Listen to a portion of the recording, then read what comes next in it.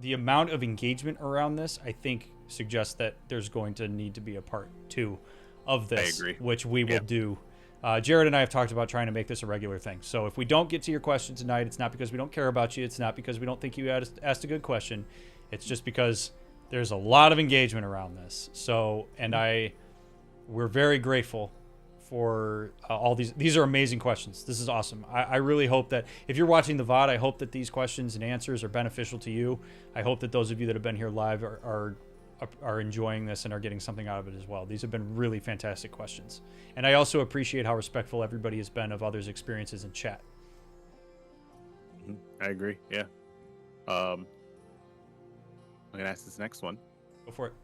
How do I discuss my disability/chronic illness with a new person? I don't want to overdo it, but I also don't want to hide it and then potentially be misleading. Okay, so I am going to answer this first in the most general way I can possibly answer it, and then I will zoom in to the disability aspect of this. I believe deeply that when you engage in a new relationship, you should show up as authentically as you possibly can from the outset. What a lot of people do is they believe that they have to curate a certain persona in order to be attractive at the outset of a relationship engagement. But what you do when you do that is you lock yourself in oftentimes into something that either isn't sustainable or isn't really reflective of who you are. And so then that person becomes attracted to the image you're putting out, not the authenticity of who you are. Any desire not to show authenticity early on in a relationship is reflective of your own insecurity, not an indictment on the people around you. And the reason I say that is because if you feel supported and as if somebody is attracted to you as you authentically show up, that is amazing. That is one of the most incredible feelings that you can have in engaging within a relationship. If you hide that at the outset, you inherently are going to bring authenticity in, and it's going to create a dissonant experience for the person that you're with, and that's not good. You are better off having a relationship not get off the ground because that person couldn't embrace who you are than for you to get it off the ground on false pretense. So to bring it into this specific question, if a disability and chronic illness is significant enough in your life that it is you are unable to pull it away from your authentic experience, like who you are, right? Like if that's something that like it's pervasive enough through your life that it touches on a lot of things that are meaningful to you, including your relationship, you should bring that in immediately. I think that's okay. I think it's ableist, quite frankly, to suggest that a person should hide a disability to be more attractive to a person at the outset of a relationship. Like that's really gross. So if you are disabled and have a chronic illness and it is something that is important to you to mention to somebody because of how it shows up in how you engage, do that. If you don't want to disclose it because it doesn't feel meaningful to do at this point in time because it doesn't affect that and it's not going to have significant ramifications on what that person is signing up for by being in a relationship with you, I think that's perfectly reasonable as well. I do think that if there are certain aspects of a disability as the relationship progresses that it is important for that person to know because there's a chance that they're making certain assumptions about you just by what's represented as normal, that person should have information. Like they should be able to make an informed decision about whether to engage with you. An example of this might be perhaps you are unable to get an erection ever. Like you're unable to do that ever without the assistance of some sort of like external device or something like that, which means spontaneous sex is never going to happen. If sex is something that's important for that other person in the relationship, I do think it's important for that person to know that that's something that they're signing up for and being in a relationship with you. In the same way that if they have a certain expectation about sex, they need to be forthcoming about that with you. I also don't think that people should hide their like disinterest in a certain aspect of being with somebody. So like, for example, if a person is just, it's funny because this sounds so controversial to say and it really isn't. Like if a person's not attracted to you and they can't get past that, that's okay. Like, I know it, like people like to think that that's superficial, but like it's true. If you don't want to be in a relationship with somebody who suffers from chronic depression, that's fair. That is okay. Just because you're chronically depressed doesn't mean that you're entitled to a person who's going to just overlook it and put up with it in being in a relationship with you. It is legitimately difficult to be in a relationship with somebody who's chronically depressed. So some of these things are important along the process of engaging in a relationship because it allows for informed consent of the relationship itself. So I always err on the side of, I think it's you should be allowed to be forthcoming with these things, and that it's really problematic for us to expect people to hide certain aspects of their authenticity so that they're more attractive to us at the outset of a relationship. And if a person decides that because you have a chronic illness that requires a significant amount of work, that they can't sign up for that, and they say, you know what, I'm sorry, I can't do it. Arguably, that person has, again, done you a favor, because if they find out later on and they don't want to deal with it at a time that's really crucial for them to have to deal with it as being your partner, that's not good for you either. So you're better off knowing that a person's not able to engage with you or doesn't want to engage with you sooner than you are later. I'll make it even more simple for you. Hiding a chronic illness sucks. Yeah. So why put yourself through that if you don't have to? Hard enough to show it, let alone hide it. Yeah. Yeah. I'm telling you that as someone who has a chronic illness. I couldn't imagine having to hide this if I was going out on new dates. Are you kidding me? I'm allergic to literally everything under the sun. Do you know how hard it would be for me to, like, somebody's like, oh yeah, do you want to go here for dinner? But actually, I don't like the chef there. I had a really bad experience with the chef there. So I'd love it if we went to this place. Oh, okay. All right, fine. Yeah. Sarah shows up with takeout and it's got peanut butter crepes in it. Yeah, like, I mean, that's a really good way to look at it as well. Because, like, say I am someone with a peanut allergy, I would make that very clear from the beginning. Because what happens if we go out and I have a reaction, but guess what? This person's afraid of needles. What happens to me, huh? How are they gonna use the EpiPen if they don't want to? But if I make that very, very clear, hey, I'm like deathly allergic to peanuts, and I carry an EpiPen with me, and like, oh, am I ever gonna have to use it? Yeah, maybe. Oh yeah, I don't know if we can go eat dinner then. Great, I'm not gonna die now. Thanks for letting me know. Sorry this didn't work out. Yep. It's just it's better in the long run to kind of have that be known for both parties. Just so it wouldn't suck, honestly. And I mean, that example, you don't die. The reality is, having a chronic illness sucks, obviously. Nobody wants one. Or a mental illness sucks, okay? There is a reality that comes along with it that, to an extent, suffering from a chronic illness, a disability, mental illness, does shorten or shrink the pool of people who are going to be willing to engage with you. Mm-hmm. Do I wish that wasn't the case? Yes. But it is a reality. And I think ignorance to that reality is problematic. I do think that it is important to recognize that pool is shrunk. I also am going to make a quick plug for why I think that is why sex work is so deeply important.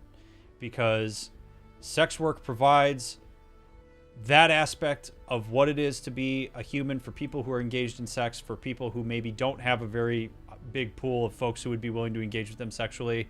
That is why sex work is so deeply important, and why I wish we could have more of it and that it be normalized and fine in society. I'm not going to go on a wormhole about that, but like these are the types of things that like never get considered when we start having conversations about stuff like that. But it is a reality that depending on what it is that you struggle with, there will be more people who are unwilling to be with you because of it. And that's not an indictment on you as a person.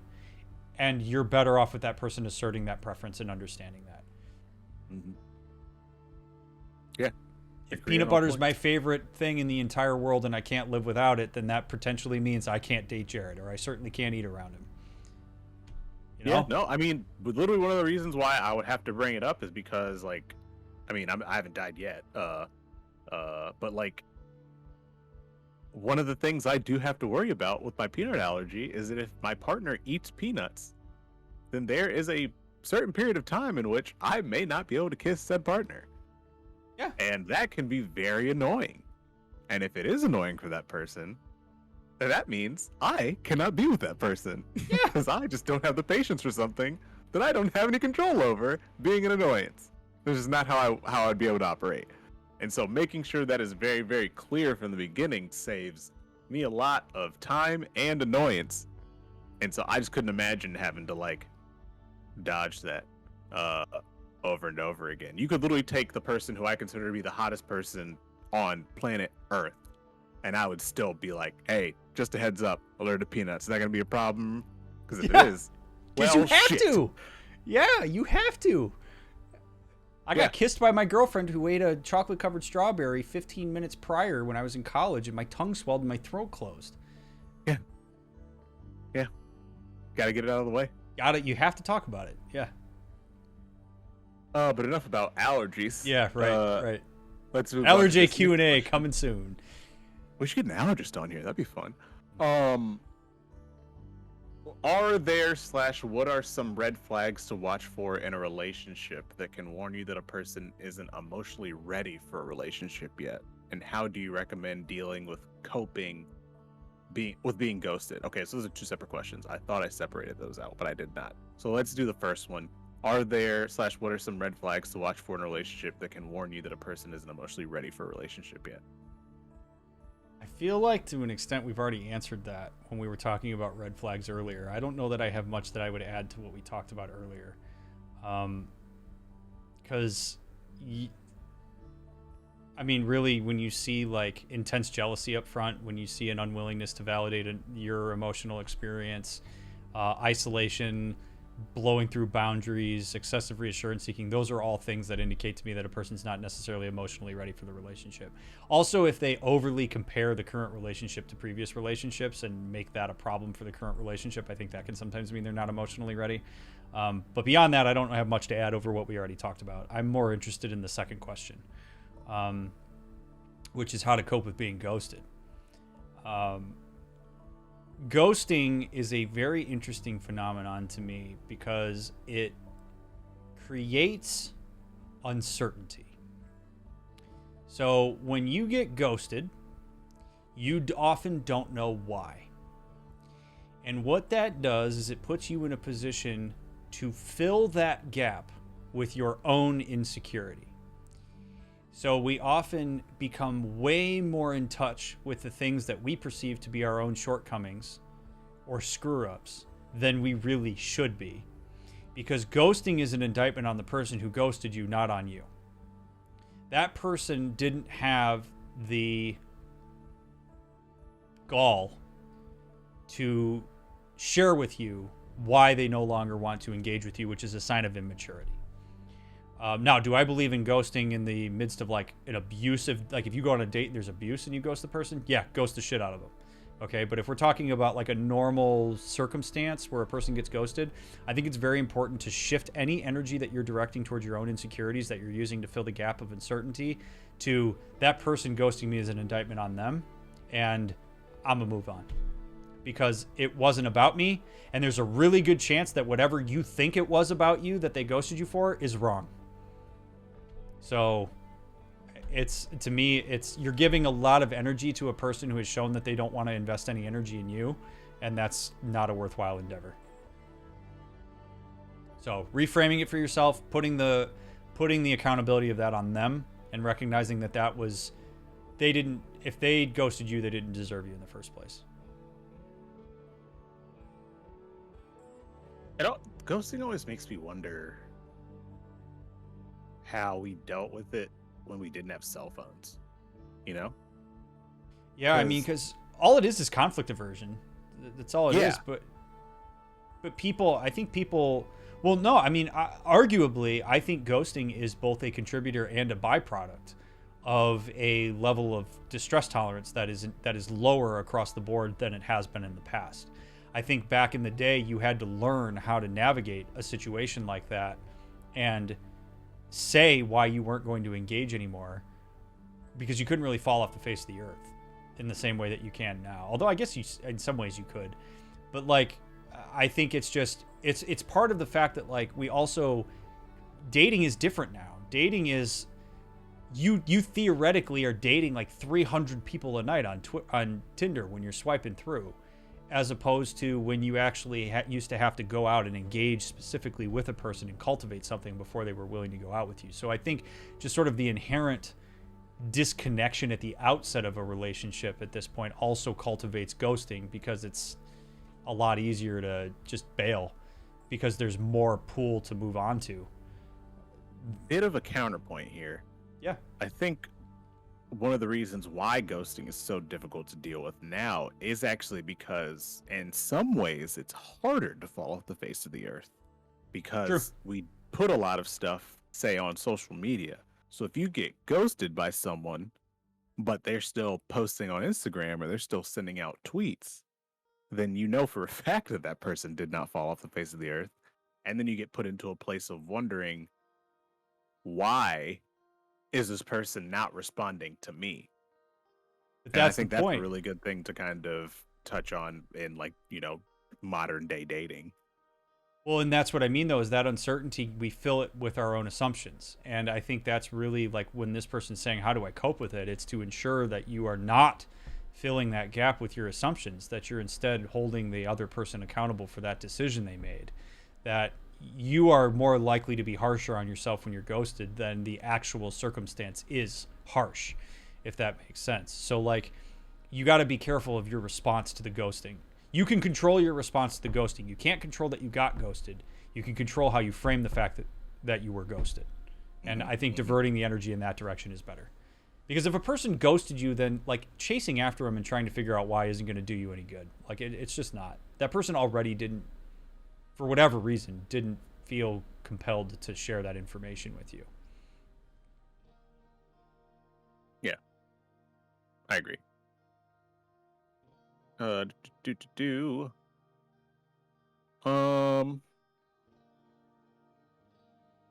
Okay, that one we also actually already answered, so I'm gonna put a new one in here. I didn't realize how much ground we had covered so far. We're plowing through them. I mean, we're having good discussions on them, but we're also moving along. We're not like on question 3, which is nice. Yeah, I was worried that we were gonna do that, but no, I think we've answered moving. Probably like, I don't know, like 15 or something like that. Did it go up there? There it is. Yeah. How do you overcome the challenges of balancing friendships as you get older? At this age, the age specifically mentioned was the 30s. It feels more difficult than ever to make new friendships and to nurture the ones I already have at this stage in life. Time constraints, different life events, etc. Boy, if this isn't salient to me personally, and I'm sure you too right now. Oh yeah. Oh man, I mean, this is a real phenomenon that I think has been going on for ages, that I think all of us have to deal with. Your friend pool is going to shrink the older you get. When you are a teenager and a young child, particularly teenager though, peer relationships are often the most important relationships. And you tend to accumulate lots of, I know not everybody accumulates lots of friends, but friendships become sort of a main driver because you're in proximity to them all the time, right? Like you're at school, you go to a friend's house or whatever. As you get older, people's priorities shift. People shift into their life goals, they shift into intimate relationships, they shift into their children if they choose to have children, they shift into their job, they relocate. Truth of the matter is it's very hard to maintain strong relationships from afar unless you really put in the effort. I would use you and I as an example. The reason that you and I are able to maintain a relationship well, I'm in Nevada and you're in Virginia, is because we work to maintain a connection with each other and have for years. And so but people are going to fall off, and the nature of your relationships are going to change. I think the thing that causes problems for people is when they deny the fact that that is happening and going to happen. Like, people don't like to accept the reality of that. And the thing is, it's not about you. There's a real problem with over personalization, I think, right now, just in general, of like people just think that like everything is, so many things are about them when they really aren't. Like, people go their separate ways for a whole myriad of reasons that have nothing to do with you. It could be that you were really good friends and you just, like, I've got really good friends that I don't talk to very often right now, that like if I picked up the phone and we texted, it'd be fine, but we just don't talk to. And that's okay. That's just the nature of it. I have a very small handful of people I engage with. So I think it's very important. And I think this is a very general concept that I think is important for everybody to take away. And I feel like I have this conversation at least once a week. And this question alludes to it. A lot of us have a tendency, so if you have a finite amount of energy, a lot of people will take a significant portion of that energy and divert it towards relationships that they don't currently have a meaningful engagement with.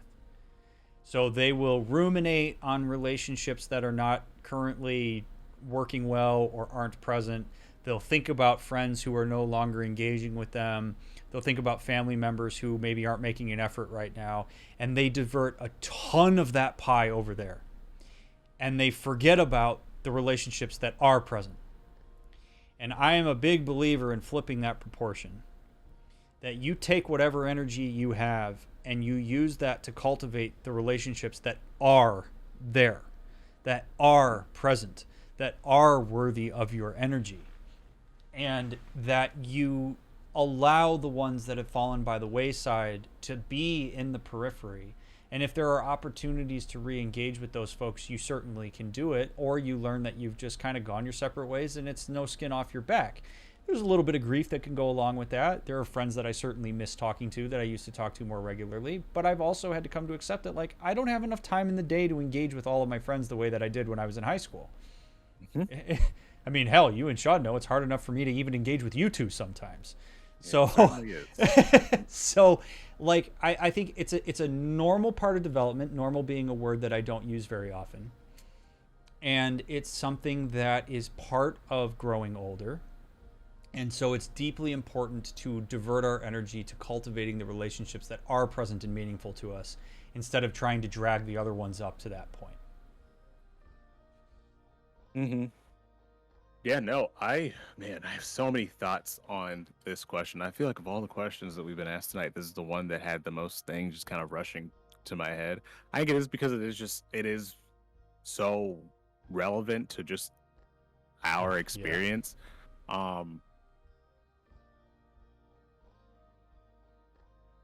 man, where do I want to start with this? Like, if you find yourself missing a relationship that you at one point felt was really important to you, there's nothing wrong with reaching out to that person if you have the means. I feel like a lot of us get into this place of guilt that prevents us from doing the reaching out, because we're like, I haven't reached out in so long. Yes. If I reach out now, I'm gonna look bad, or like they're gonna think I'm a bad person, or be like, well, why are you reaching out now, or whatever. No, is that a possibility? Absolutely, yes it is. And if that happens, then I do think it's okay to start like a grief process, because I mean, essentially you might have to count that as a relationship that is quote unquote lost, and that's fine. But I think more often than not, especially because of this collective experience that we all have of getting older, you're going to get a more positive response than you are a negative one, where people are going to be like, holy shit, I can't believe you remembered me. Or holy shit, I'm so glad you reached out to me. But I guess the second point I'd make is that this is just something that is so, for lack of a better term and a word that we don't like to use very often, so normal to the experience of getting older, that there are a lot more people that are dealing with it than you want to give credit for. I had a everybody is dealing with this shit. Are you kidding me? Yeah, I had a best friend in college who we were around one another so much that we would talk and joke with each other because every time somebody saw one of us, they would ask where the other one is because that's how almost attached to the hip that we were. I talk to him now, honestly, like once every 3 months. And does that make me sad sometimes? Sure. Yeah, absolutely. I miss that dude.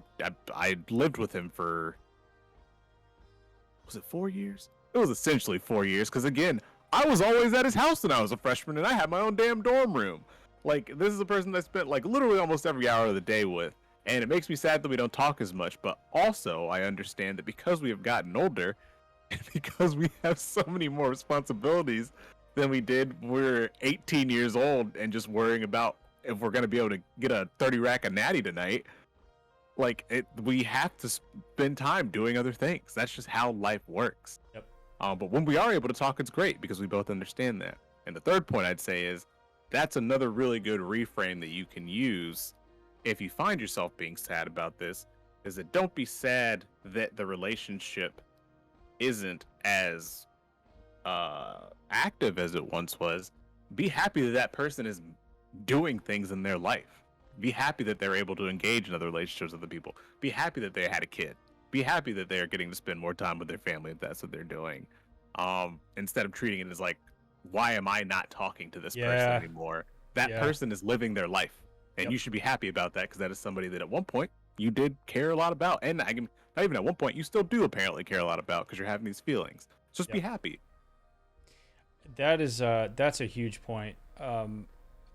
I think I have found that there have been certain relationships as I've gotten older that I've trimmed because there was almost like a competition vibe. Mm-hmm. And I don't really live my life in terms of like competing with other people. Like I don't like to think about it that way. And then there are people who, when you talk to them, will celebrate what you're doing, even if they don't really care much about it or know much about it, right? Like, I mean, I think about a personal example. Like, my wife and I have no intention of having kids. I don't want them, never have, and am perfectly great with that decision. And we have a lot of friends who are having children right now. Mm-hmm. And while kids aren't for me, I can acknowledge that my friends want them and have waited until they were at certain parts in their lives to have them. And I am so happy that they are doing something and are in a position to be able to do that for themselves. And I think that like that is something like that's such a huge point about celebrating where people are developmentally when you have the opportunity to engage with them. And I think a lot like something that really came up for me when you were saying all of that is this is a shared experience. Like this is not an experience that all of us are going through in isolation. This is, people understand. If you reach out after 2 years, you're like, dude, been thinking about you, figured I'd reach out and just text you and say, hey, and hope you're doing well. There's a good chance that person's also had that experience, not necessarily with you, but with others, where they've basically been like, oh, yeah, man, dude, I feel you. Life just came at me fast, and here we are 2 years later. And yeah, do you want to set up a time to talk? Like, that's totally cool. I think people understand and empathize with that experience more than they look at you like you're crazy for having it. I think COVID has also made a lot of people feel like their experience is in isolation more so than it's a collective one. Dude, I think it's made it worse because at least, like, I'll talk to you from my experience. One of the things that I would do before this happened is if I had a friend that I hadn't talked to in a really long time, one of the ways in which I could speed up that reconnection process is I could just go see him. Yeah, exactly. Because I would do that. Like, I would reach out to people that I hadn't talked to for a long time. It's like, man, I haven't seen you in years. How are you doing?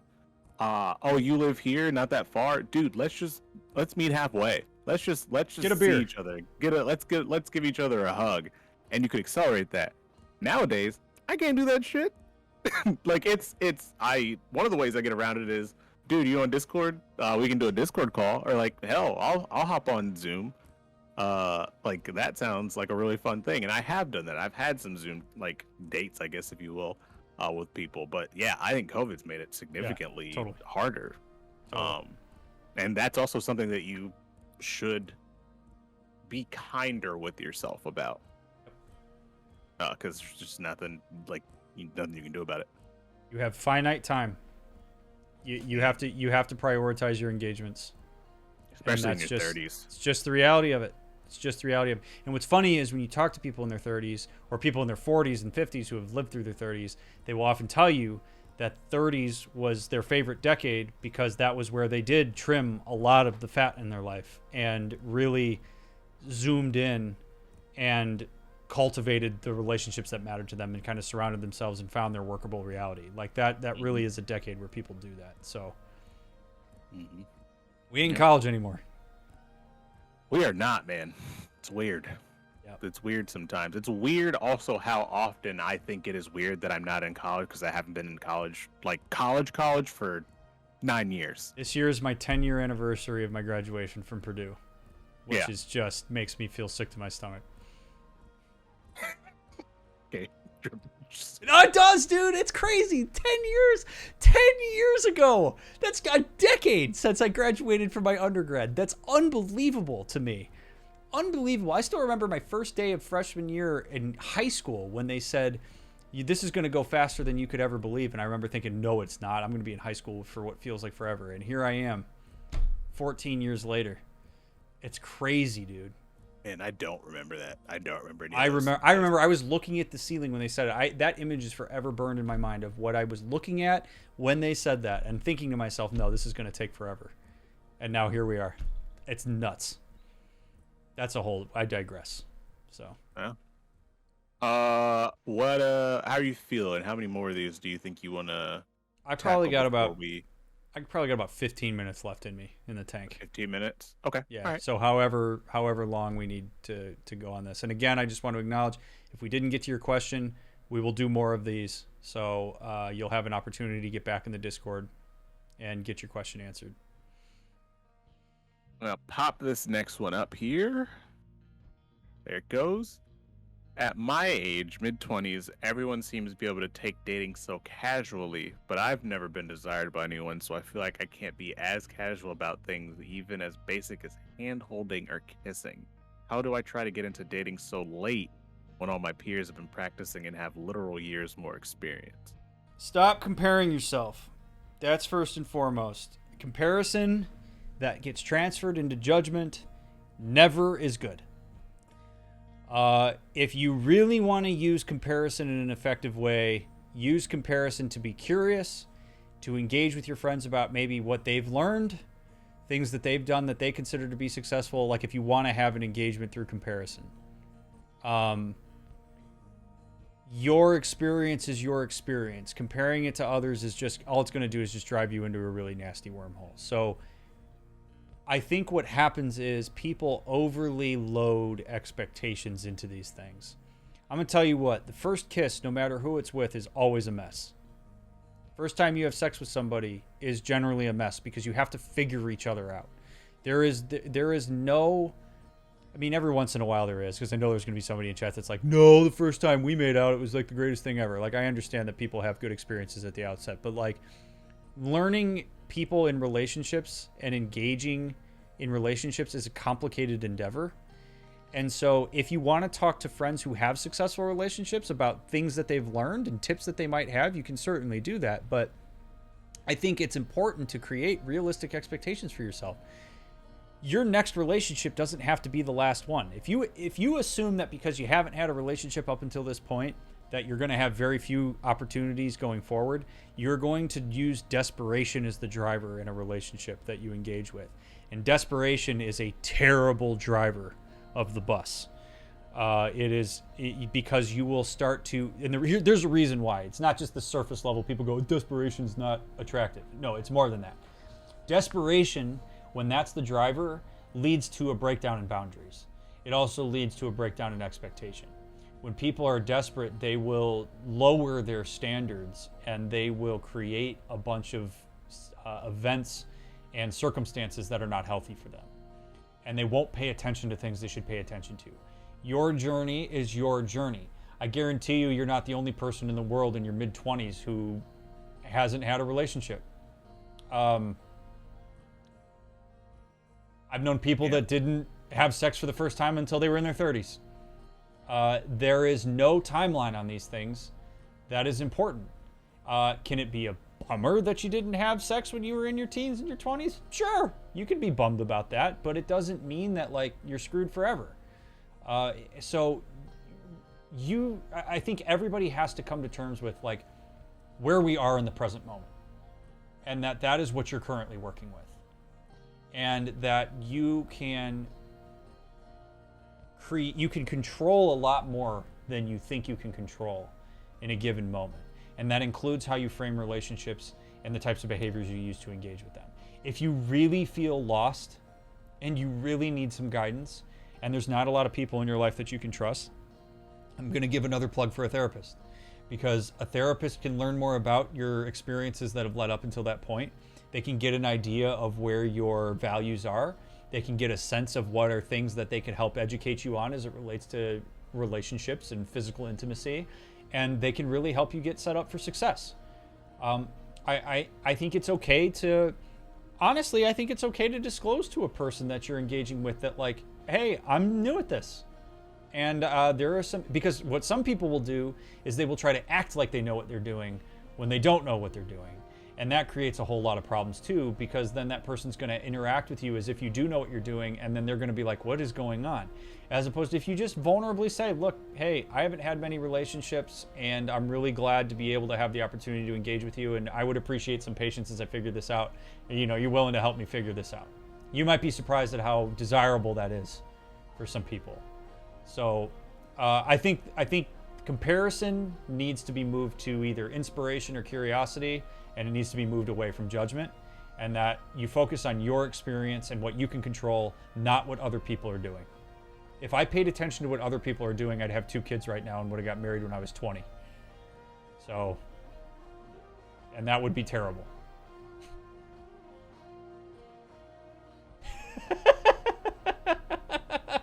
Terrible for you. Terrible for me, and probably for whoever I would have been with, and for my kids. This question is really interesting because it's just, I think the overall theme of it is just like societal expectations is what it comes down to.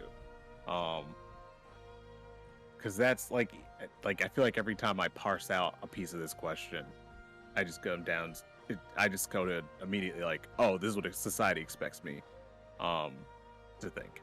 And yeah, as prevalent as that stuff is, you can get to a point where you can ignore societal expectations so that it's a little bit easier for you to navigate your way through the world. Yep. Oh man, I had something else here. Oh yeah, I just go back to my same point of, I think too many people forget how many people exist in the world. Yes. They're like messaging from when we are kids to teens, especially if you think about the way that movies are set up. I think a little bit less now, thank goodness, but like I'm thinking about back to like when we were kids and shit like American Pie and stuff like that was coming out. I think there are so many messages on when certain milestones have to take place, especially if we're going to use, like, I'm just going to use sex as an example. Like the idea that like you make it to like college and you haven't had sex yet when you were in high school, like that's such a ridiculous fucking expectation to put on a human being. You have sex when you're ready to have sex.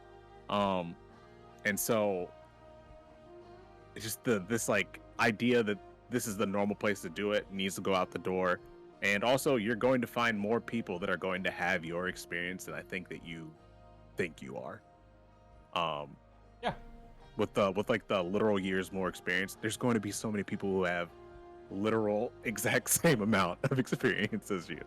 So, yep. You know, remember that going forward. Yep. You are amongst 7 billion people. There's a really good chance you're not that unique. Mm-hmm. Yeah. You want to do one more? Yeah, go for it. All right. Is there a good way to handle romantic interest towards somebody already in a non-poly relationship? expressing it early could come across as trying to sabotage the existing relationship, but waiting for the relationship to end could make it seem like trying to get in during an emotional, vulnerable rebound. Whoa! Lot there. Whoa! Lot there. Okay.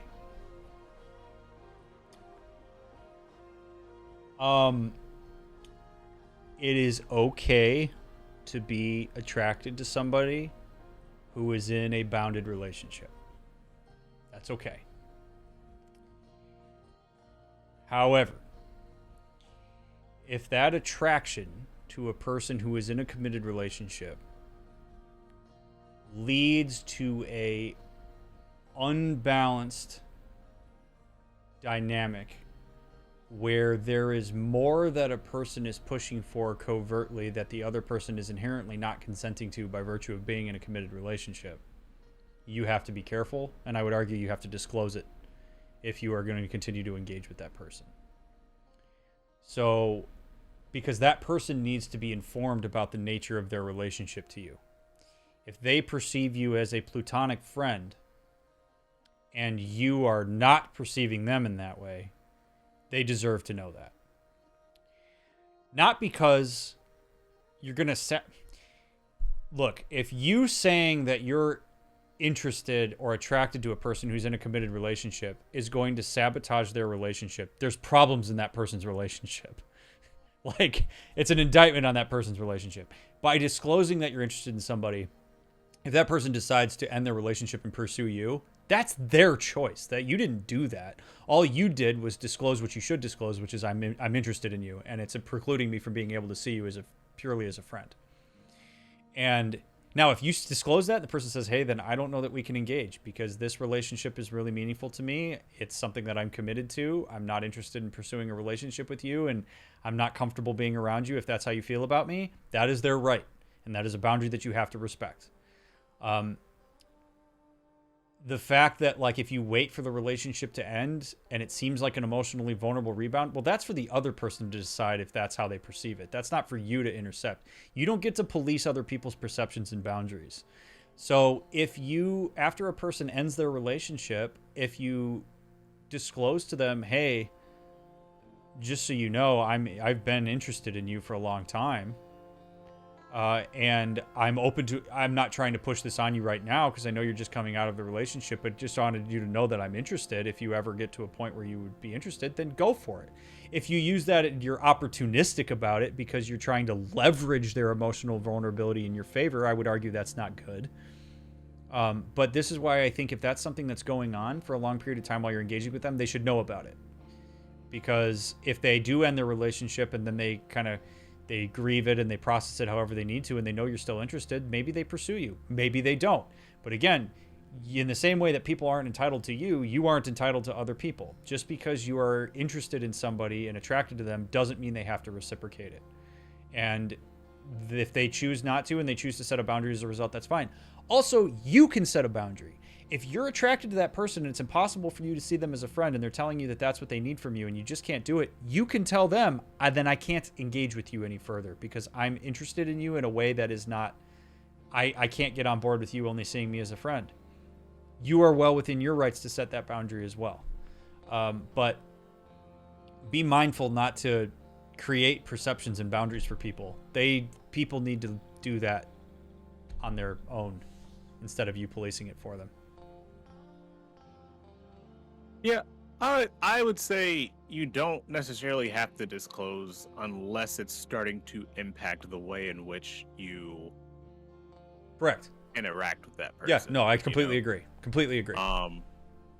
Like if you find yourself not being able to communicate with them in a way that isn't like a direct result of your attraction or feeling about them, then you need to have a conversation about like, "Hey, just so you know, this is how I feel about you. Would love to know your feelings on that," or whatever. I don't actually talk like this in real life. I don't know why I'm explaining it in this way. But like, if you ever get to that point, I do think you do have to do that. And I guess I think good way to handle it is such an interesting way to phrase it, because I guess the quote unquote good way to handle it would be patience.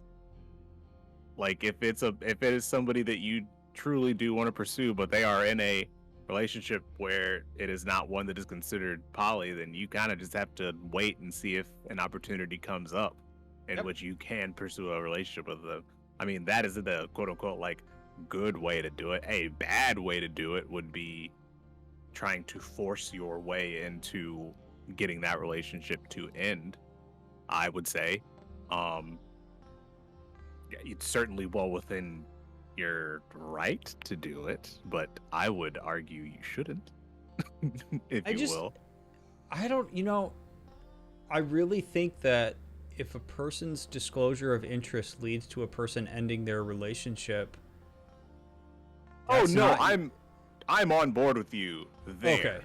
My I guess if your interest in a person leads to you actively trying to sabotage that that's bad. relationship Yeah, completely. Purposefully, Yep. yeah, don't do terrible. that. Terrible. I'm not going to sit here and say that you can't do that, because literally you can. That's kind of how life works. But I would argue that you should not do that. I completely agree. Yeah, no. Oh, but no, if you end up letting somebody know that you're interested in them and they're like, "Oh, sweet," and they end their relationship, that's not on you at all. No. No. They used the information they had to make a decision. That's yeah. No, I agree with you, because and I think that's sometimes a way to tell that you are biased in a way that's problematic. Because as a friend, you would expect reasonably that person might discuss certain matters of their relationship with you. And if you bring your agenda of being attracted to that person into that conversation with how you respond to them and what you cultivate with that vulnerability, and that person has no idea that you're romantically or sexually interested in them, you are not being a friend. And that person is engaging in a way that they have not consented to in that engagement. And that is a problem. Ooh, I guess another bad way to handle this is if you have a romantic interest in a person, and you get upset that they haven't picked up on your romantic interest yet. That is a bad way to handle it. Yeah. Yeah. It's I don't think you can consider it unrequited love if the person doesn't know about it. I think that's kind of an unfair expectation to put on someone. Mm-hmm. Yep. So you have to make that step to let them know, and you also have to let them then decide how they want to respond to it. Yep. But if I'm gonna use a heterosexual example just because I'm thinking about an example with me. Like if I am interested in someone and I just sit here all day, I'm just like, oh, I do so much for this person. How come they don't see how I feel? I'm an asshole. Yeah. And that's a bad way to do it. Yep. Agreed. Completely. So there's your bad way, and there are your good ways. Yep. Great question. Really good question. Yeah. Something that stands out to me with all these questions has been, I think, how relatable they are to a general audience. All of these are things that I guarantee that there are, and I think, the reason I make this point is because I think sometimes these questions are asked and folks will wonder, am I the only person in the world who's experiencing this? And by virtue of the fact that these are so generalizable, should be an illustration to anybody watching this that you are not alone in experiencing this stuff.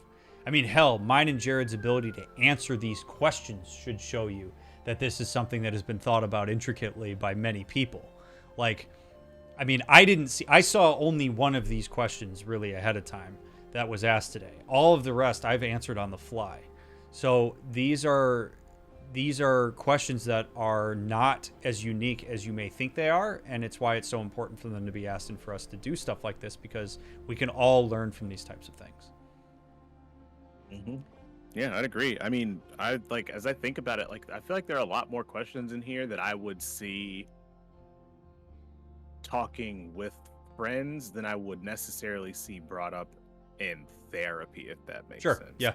Because they are just so general to the human experience that it's stuff that I would talk about with anyone, as opposed to somebody coming into therapy to specifically address this type of issue. It's just kind of like life stuff. And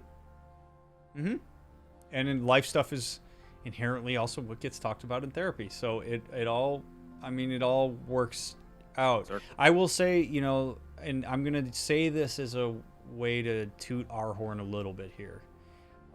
These are also questions that, if asked in the wrong environment, would get really shitty answers. Yeah. Mm-hmm. And so I appreciate that folks were willing to bring these questions to this format, because these questions require a level of complex understanding in order to really provide a good answer to.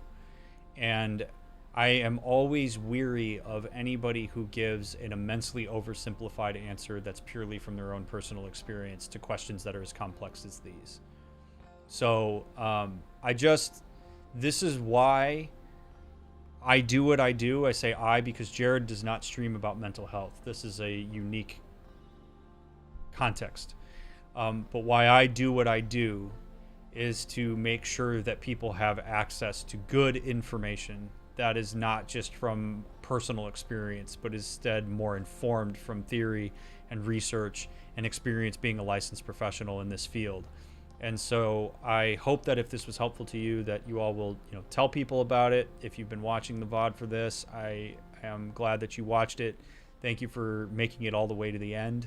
Those of you that have been here in live chat, I really appreciate that you all hung out and have been interacting with us. I know we did not get to all of the questions. I can't even imagine what the queue looks like. I know we didn't get to all of them. I hope that in some ways, by answering the questions we did answer, it touched on some aspect of the question that you might have had or tried to ask, but we will do more of these. So I really do appreciate our ability to have this conversation tonight. And big shout out to Jared for being willing to moderate this. I do appreciate that you were willing to do this. And this was Jared's idea. So I have to give Jared credit for this. Jared pushed me to be open to doing this, and I'm glad that he did.